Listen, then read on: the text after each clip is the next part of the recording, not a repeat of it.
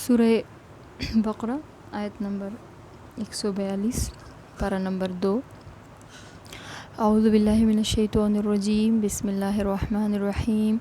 سیقول، اب کہیں گے، السفہاء بے وقوف، من الناس لوگوں میں سے، ما کس نے، ولاہم پھیر دیا ان کو، عن قبلتہم ان کے قبلے سے، التی وہ جو، کانوا وہ تھے، علیہا اس پر۔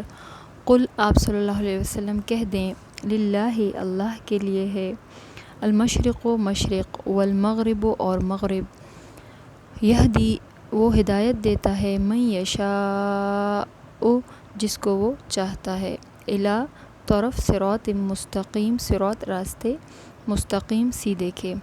سیقول السفہاء من الناس، اب لوگوں میں سے بے وقوف کہیں گے کہ، ما ولاہم عن قبلتہم التی کانوا علیہا، کہ مسلمانوں کو کس چیز نے اس قبلہ سے پھیر دیا وہ جس پر تھے، یعنی وہ پہلے جس پر تھے۔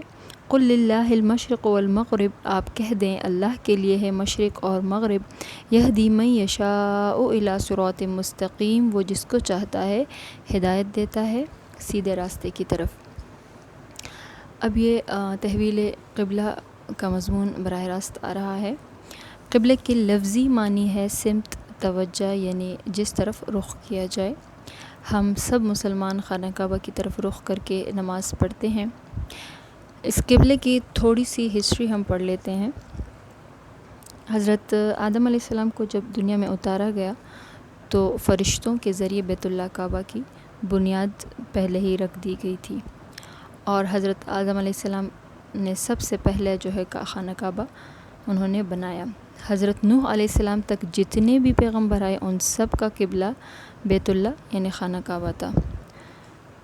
طوفان نوح کے وقت پوری دنیا غرق ہو کر تباہ ہو گئی تھی، اور بیت اللہ کی عمارت بھی اللہ کے حکم سے گر گئی تھی، تو حضرت ابراہیم علیہ السلام اور ان کے بیٹے حضرت اسماعیل علیہ السلام نے بحکم خداوندی سے بیت اللہ تعمیر کی، اور ان کا اور ان کی امت کا قبلہ پھر یہی رہا۔ اس کے بعد جو انبیاء بنی اسرائیل کے لیے بیت المقدس جو ہے اس کو قبلہ قرار دیا گیا، بیت المقدس جو فلسطین کا ایک شہر ہے۔